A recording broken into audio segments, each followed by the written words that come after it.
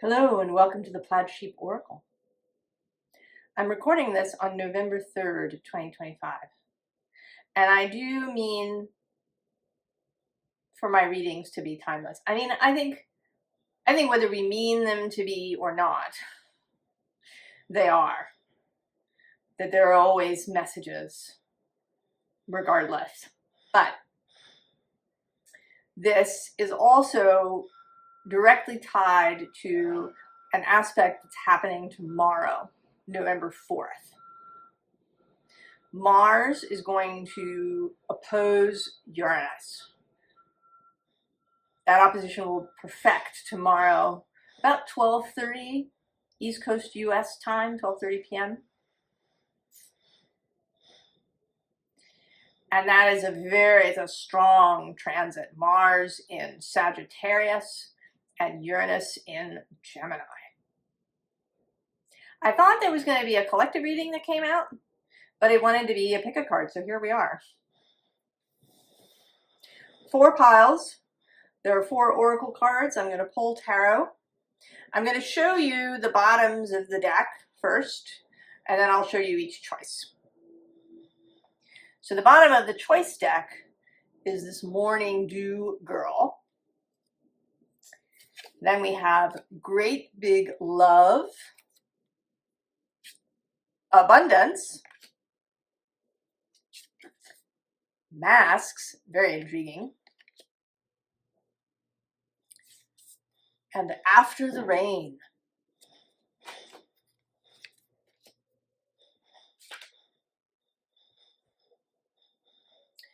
Four piles. Pile number 1, the Gardener, and this little Russian nesting doll. To the Moon and Back, and this pink peach moonstone.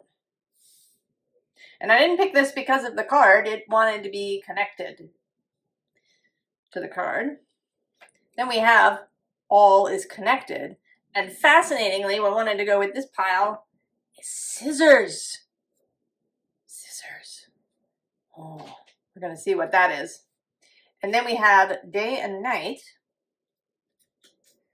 with this little floral heart thingy. I don't know what you want to call it. And it says, "You are loved" on the back.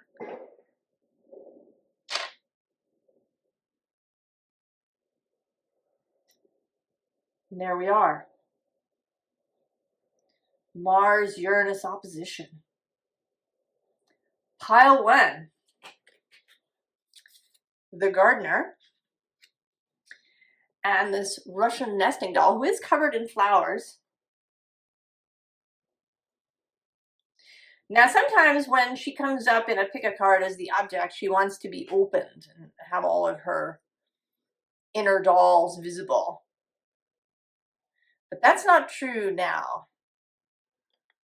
We're leaving her put together. And there is something too about, this gardener and this building, that there might be something beyond the building, that there's something inside the building. Let's see. Deep breath.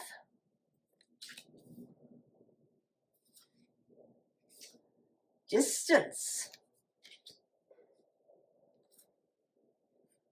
Floating world. And the child within. The child within. Oh, the fellowship.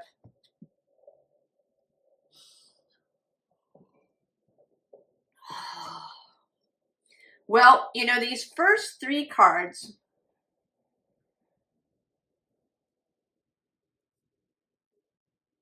well, no, I guess it is all. So there is a message here to relax, to not get caught up in things, to keep distance. Might be very personal things in your life, family members or friends who, show up and want to tell you things, or, maybe disagreements or conflicts or issues or something that you've had, or it could be bigger picture, politics, world news, these kinds of things. Maybe both.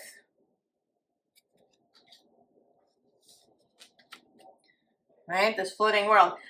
And here with the child within,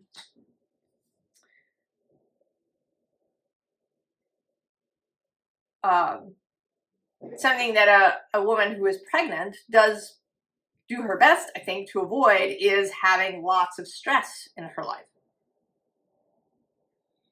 What she experiences is passed on to the child in her womb.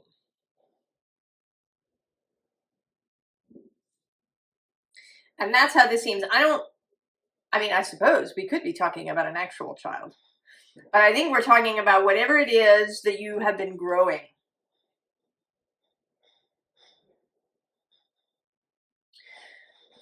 There's a call here to protect what you have been growing.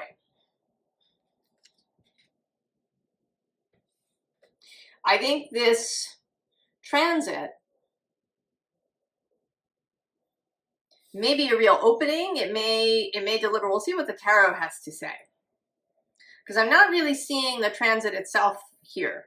This seems more about how to, it's that you are going to keep your distance. You're going to protect what you're creating from kind of other people's reactions, perhaps, to the transit.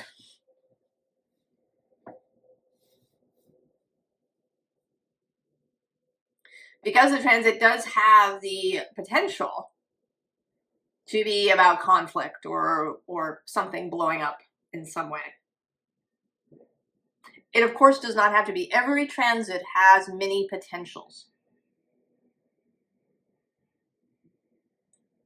And we can feed any of those potentials.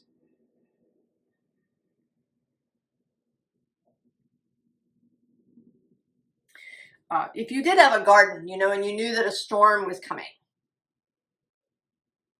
you might, cover things, or, build a little shelter around something. There would be things you would do if you knew there was a storm coming to protect the garden. Oh, pile one.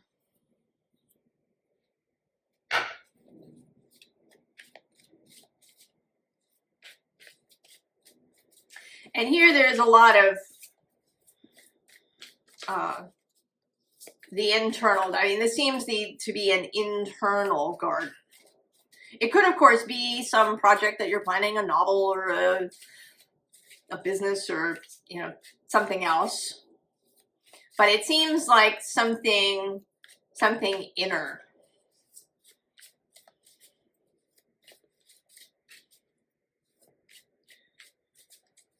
If you have been evolving, if you've been moving towards the homecoming that we talk about, if you've been cultivating innocence,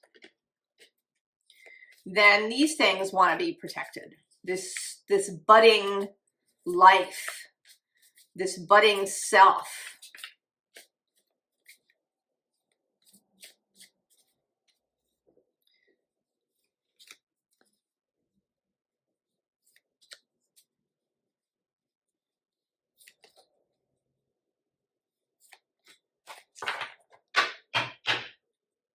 Oh yeah, there it is, the Page of Blues. The child. Chariot on the underside. King of Roots. Two of Axes. That's Two of Swords. The Ace of Blues. And the Three of Jazz. Okay.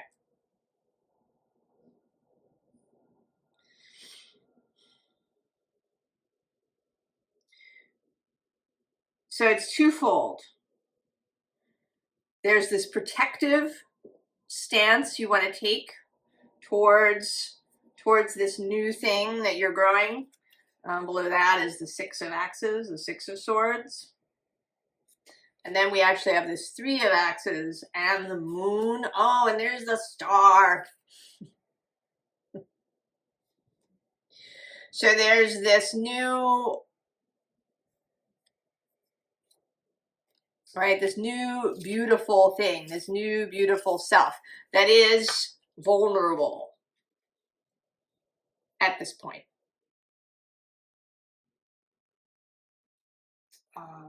The new self, this innocent, joyful, spirited self is a little new. It's not really second nature yet. It's in this transitional phase, still perhaps within the womb. We're going to keep it safe. Right? The Master Gardener, the King of Pentacles. And then this, she is waiting. She's waiting for her cue.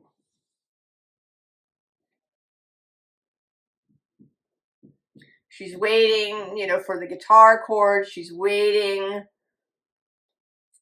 for something. There's some cue that she is waiting for. Right? This Ace of Cups.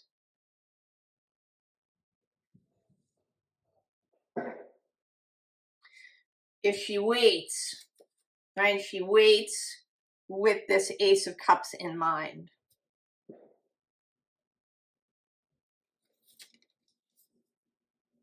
The Ace of Cups, the Grail, the nectar of life.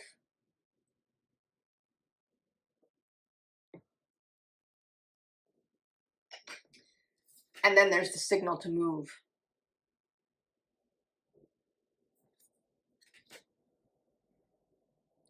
Pile 1. Protect what's growing. Do it in whatever way works for you. Maybe there's practices, pranayama, yoga, other kinds of breath work,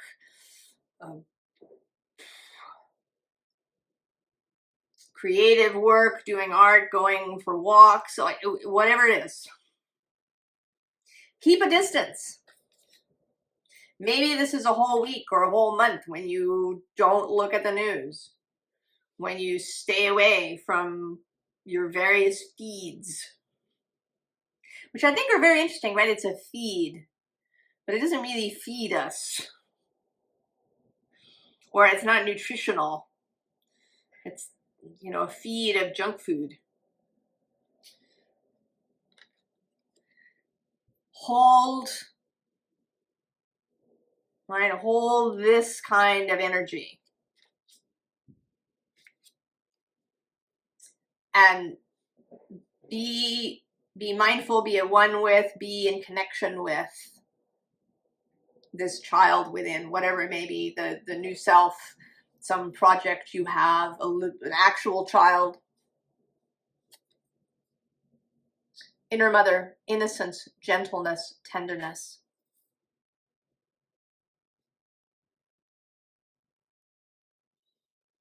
I think that for you, after that the main portion of this transit is just hold. Hold, protect this growing, budding life. Nurture it, focus on that. And then later, after, there's going to be the signal to move.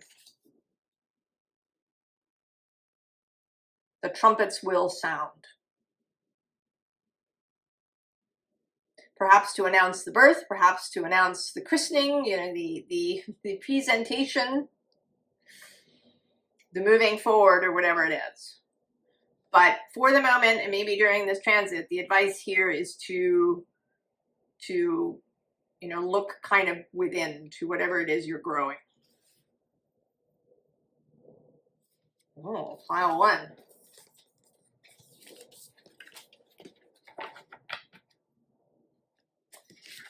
Really strong advice.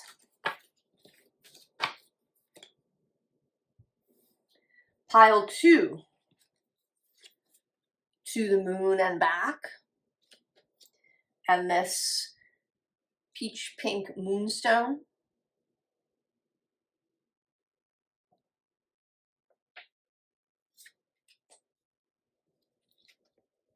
This certainly seems to be looking forward to something, expecting something. Although there is a sense today of movement, that she's being carried along and that she's headed somewhere. Oh, healing the heart. Communication. Desert dreams.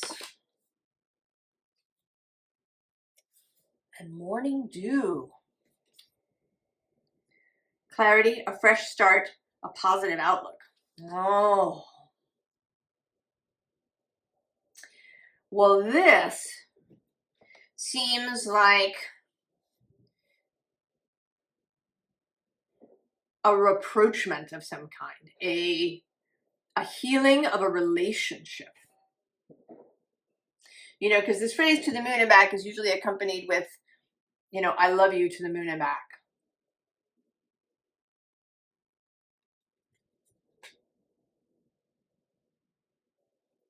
And she's got these little birds, and there's little birds with this desert person too. So I think that this is you and this other person.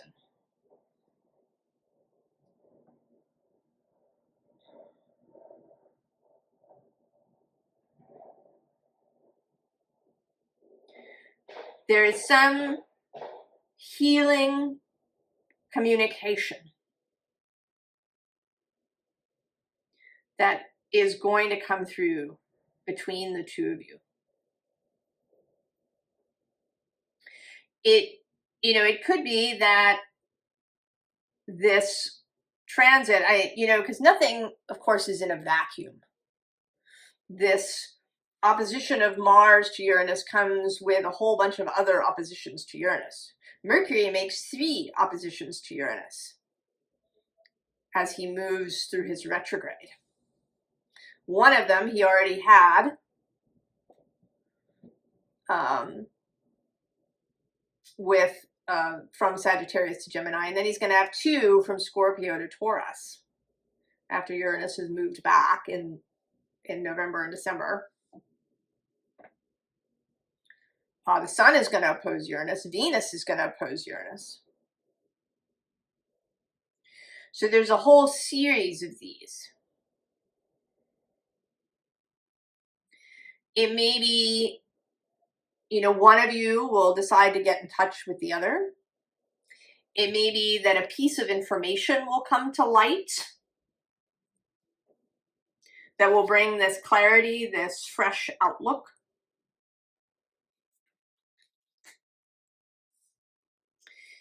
Some revelation, in terms of an actual piece of information, or it could be that one of you has a kind of epiphany about it. We were arguing about nothing at all. We really care about each other, and we've gotten caught up in something, and I can see now. It may be, Mars is action. It may be that one of you decides to take an action that brings a rapprochement between you.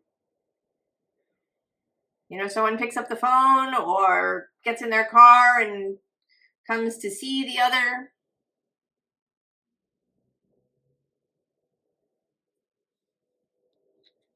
I'm thinking now, what was the name of that movie with Fievel the Mouse? I don't know, it's long ago. But there's a song in there about the two characters kind of sharing the moon. You know, that even though they're apart from each other on the earth, that they can both look up at the moon.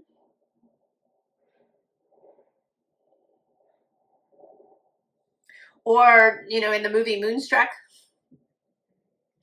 right, that the moon comes, Cosmo's moon.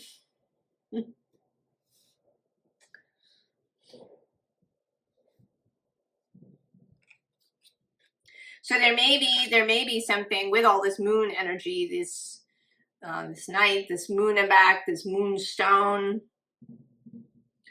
that this coming Taurus moon that we have on the 5th following this Mars Uranus will bring something. Let's see. What more can we say? Maybe we'll get some details about how this will unfold.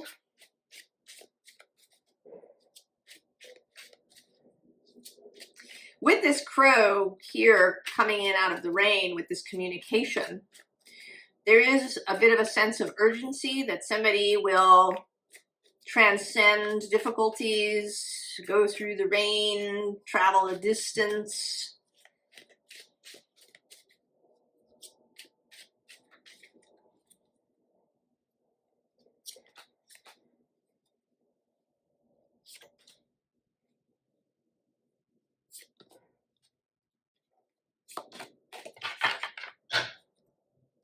Oh, Page of Cups for the 2nd time on the bottom. 7 of Wands underneath. Yeah, see, right? So there was perhaps some defensiveness somewhere, but the Page of Cups is this rapprochement, this bringing of this cup. Temperance. Oh, the 4 of Cups, which is, you know, possibly wanting to reject the cup that somebody brings. This kind of, it's like a difficult star energy. There's a sense here of having come a great distance, of, you know, kneeling here at this spring in the darkness. Oh, and a 10 of Swords. So somebody is going to come with some kind of rapprochement. And I don't know if you're the one who's going or if you're the one who's receiving. And there may be some reluctance on the receiver's part to accept the cup. But with Temperance here, this is absolutely sincere. If it's the other person, I mean, you know you're sincere if it's you. But if it's not you, if it's the other person who comes to you, they are sincere. You may have doubts, you may feel, but the healing energy,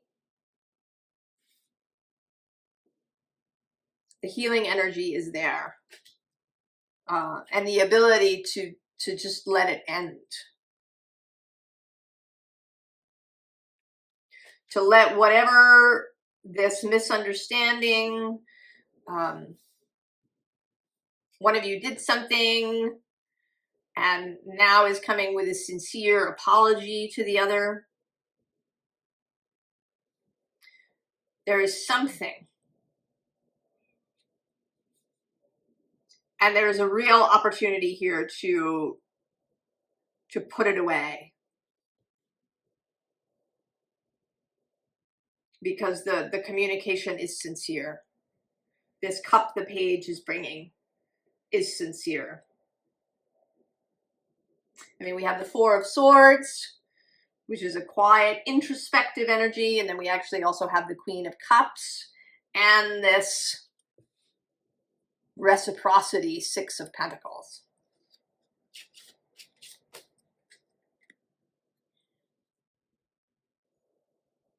My sense is that you're the receiver, but I don't know that that's the case. It may be, you know, 50-50 amongst you all of who's the one who's bringing the cup and who is accepting it. Well, that's beautiful, pile 2. There's been a relationship struggle. There is this resolution in the offing. This healing of the heart.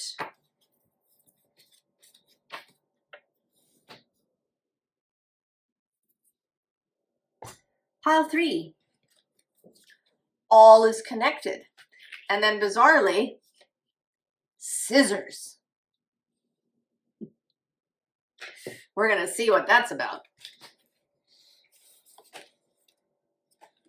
Roots of abundance. Survival. The Violet Lady. And healing is happening. You're not broken. Trust the process. It's safe to soften. Okay.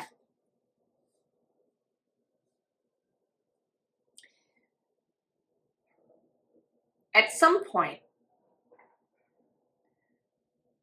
you decided that in order to heal, you were going to have to cut, right? This idea of cutting cords. I've got an opinion about that. That it's not all it's cracked up to be, and that in many ways it's impossible. At least as presented.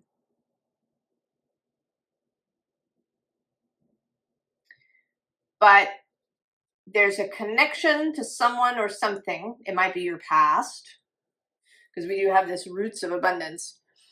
And I'm seeing that it's more about the roots here. You know, and this right here with survival, there's lots of, you know, kind of roots and brambles and things going on. And then this Violet Lady who seems to be trying to separate herself. She has her back to us. But healing is happening.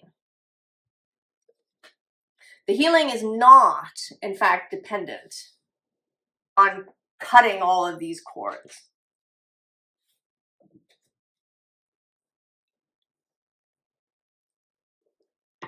That's not really what it's about.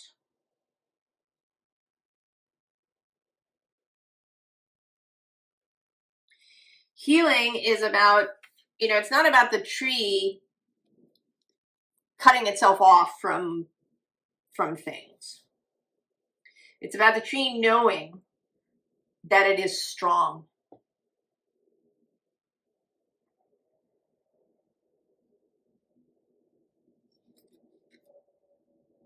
That there's all kinds of support and nutrition and help and love and all of these things.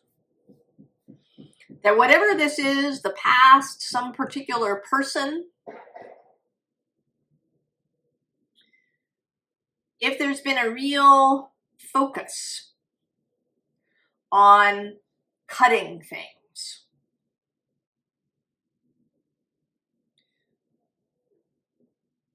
this reading wants to move your focus away from that. This is not to say that if somebody is obnoxious or mean or, you know, hypercritical or, you know, in some other way damaging, that you stay with that person. That's not what we're talking about. But if you spend a lot of time thinking about your connections to this person or place or time in your life, and you've been, you know, sort of hyper focused on it and figuring out how you can cut cords, and maybe you spend a lot of time with cord cutting kind of exercises, or, you know, all of this actually amplifies the thing that you're wanting to move away from.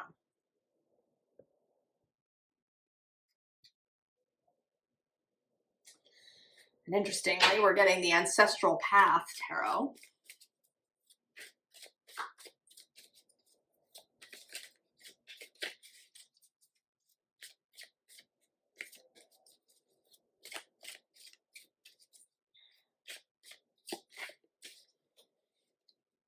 Maybe there's been a focus in general on active healing.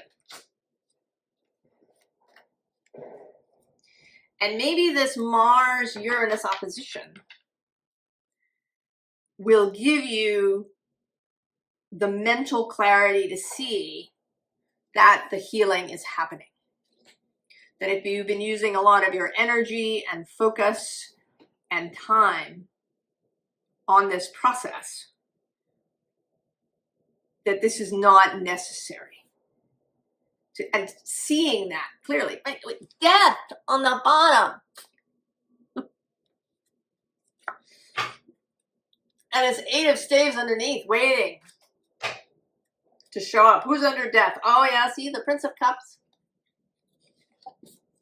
Now, interestingly, below that we have the 3 of Cups, which relates a little bit to pile 2. It may have something to say to you, possibly pile 2. And then the Devil and the Ace of Cups, and also actually the Queen of Swords, the Queen of Clarity. And this 8 of Cups.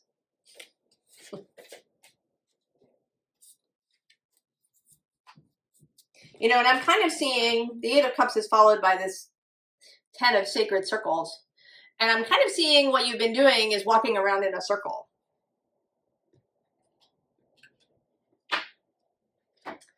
Below that is the Star making its 3rd appearance, and Justice. And actually, I'm going to go one more. This 2 of Sacred Circles. There's all this, right, like this stuff underneath that's hidden because you've been going around and around in circles between your present and your past. King of Sacred Circles, also a 2nd appearance for that card. 5 of Sacred Circles. The 10 of Staves, yes. And then the 6 of Sacred Circles.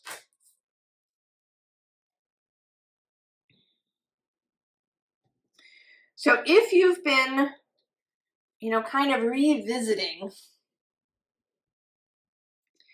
if you've been revisiting the past and hurts and you know, contemplating people in your life or people that used to be in your life, and you know, wondering how to let it go, how to walk away, all of that is focused on the thing. It's a little maddening, but there it is. We want to drop it, like really drop it.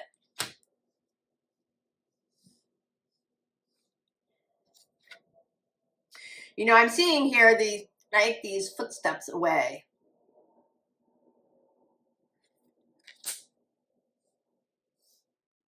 The healing is happening.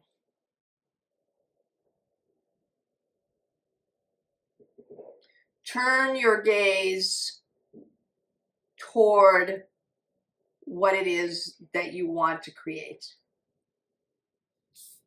Right? This King of Sacred Circles, the master of his space, summoning that which he is interested in. And you're not going to hang out here talking to the skull all day. You're going to get in your boat and go and never go back. Never go back again.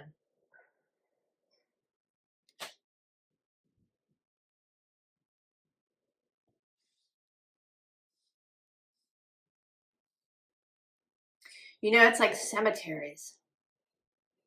I actually find them really interesting. I enjoy going to a good cemetery. But this idea of visiting the graves of people, can, I think, keep us mired in a distressing place. It's not about forgetting those who have died, but to form a new relationship with them in life.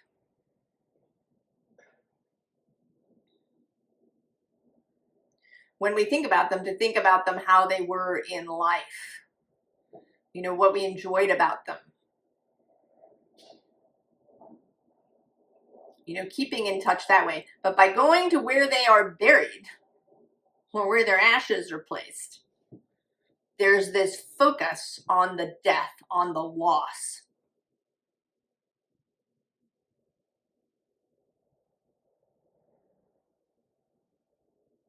And I think it can keep alive guilt and regret and any of that other stuff that keeps us mired, that keeps us maybe in this survival space. I don't know what's going to happen, pile 3, but I think that something is going to happen. The drum will sound.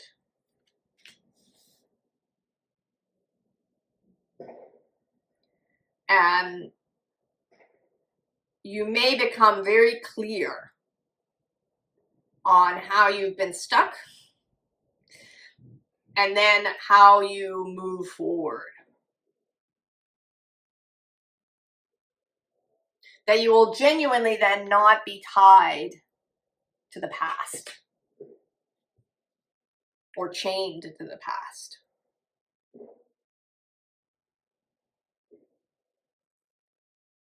That you will be able to genuinely just walk forward. I want to say even that it's not about walking away, it is walking toward something. There is also a sense with this 5 of sacred circles of maybe rejoining the group.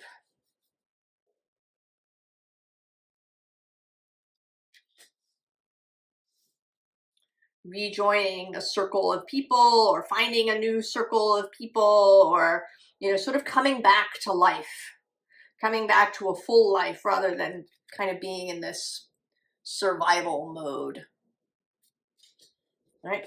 Turning back around.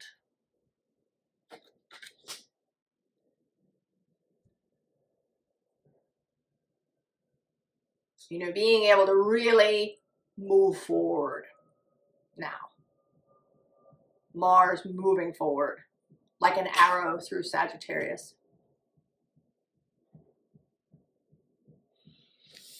Oh, pile 3. These piles are so interesting.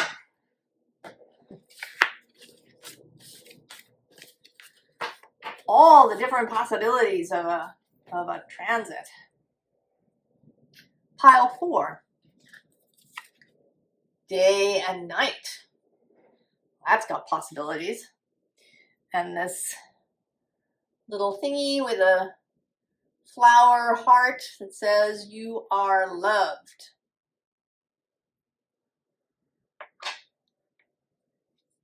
I almost want to say that that's, you know, here she's holding the sun, but I kind of want to say that she's holding this love of self.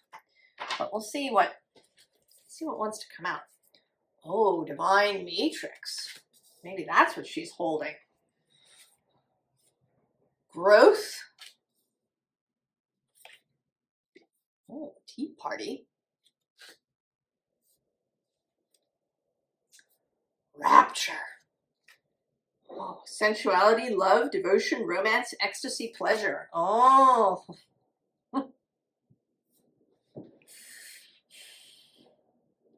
So that, right, is, oh, she's holding, right, this divine, hands in the divine matrix.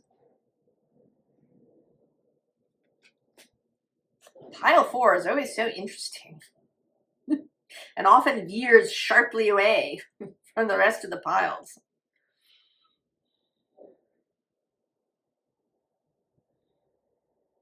there is something here about a real shift in bringing things into the world, that it's going to seem like day and night from one side to the other. Something will become really clear. You're going to get your hands really into the divine matrix. You're going to see your connectedness to all things, really see your connectedness to the creational space.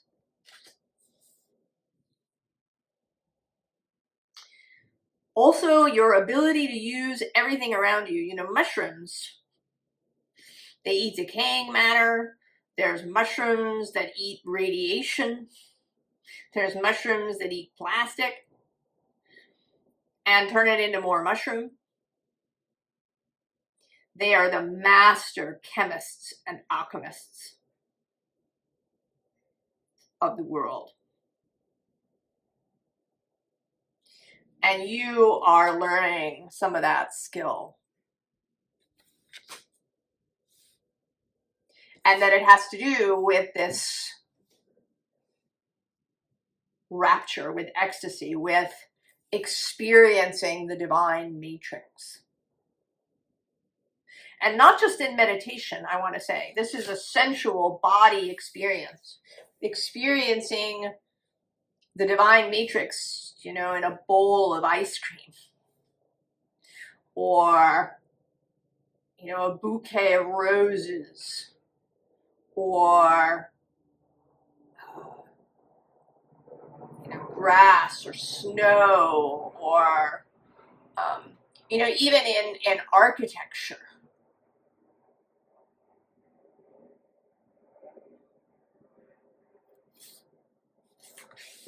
Oh, pile 4.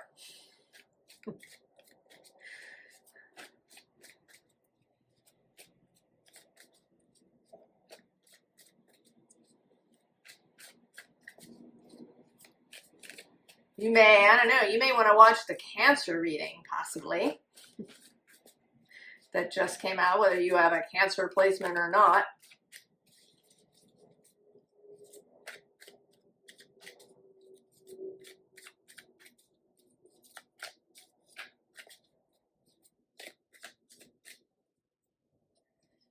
I was saying that when this Mars-Uranus opposition happens, the moon will be in Taurus.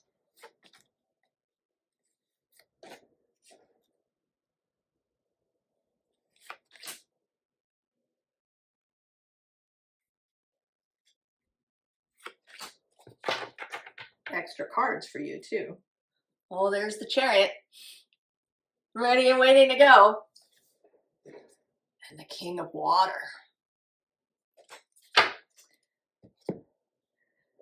So the moon at the time, at the exact moment of this Mars-Uranus perfection, will be exalted in Taurus and guided by Venus in Libra. And this is very Venusian. I mean, Venus is running through all 4 of these readings in different ways, but here in her most luxurious, rapturous self. Who's under the Chariot? Oh, look, it's the Magician.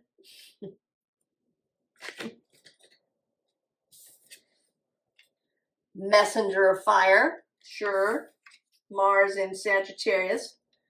The King of Air. Fortune's Wheel. The Fool. Oh, Patience, Temperance coming out for the second time. Oh, the Ten of Air. Mars in Sagittarius. Uranus in Gemini. Coming together, doing their thing, the Fortune's Wheel turning. And then this new call.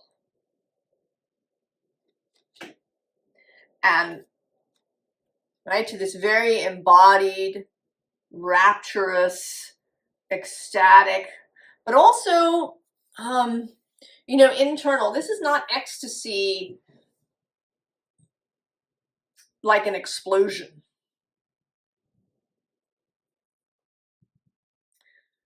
This is, you know, Saint Teresa on fire. She's been coming through a lot for me in some ways. I was thinking that maybe I should read some of her writings. I've read a little bit, but or perhaps speak to her through the cards.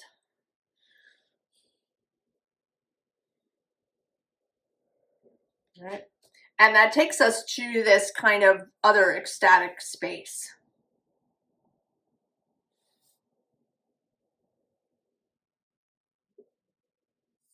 Where everything is lightened.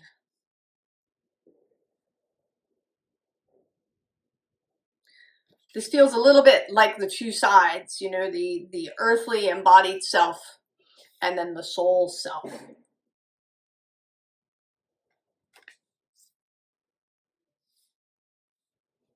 You know, that you are going to flower in this way. That your life will flower if, of course, you take up this challenge. If you get in the chariot when it shows up.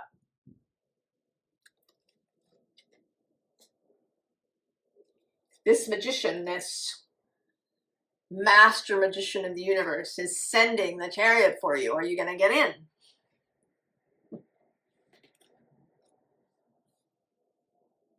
When it arrives, pile 4. And if you do, it will be like day and night.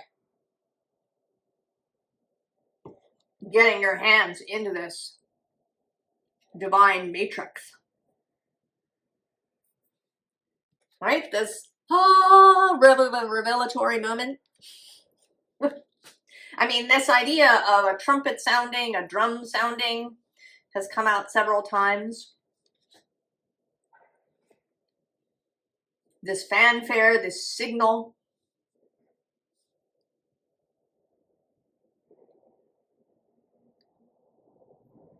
There is a signal here for all of us. And will we hear it? I think you will, pile 4. And then come back and tell us all about it.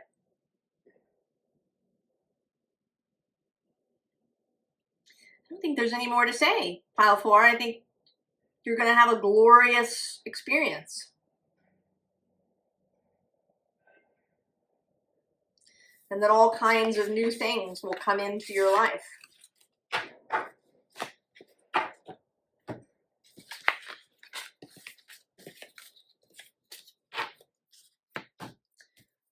I wish everyone the very best and a glorious transit.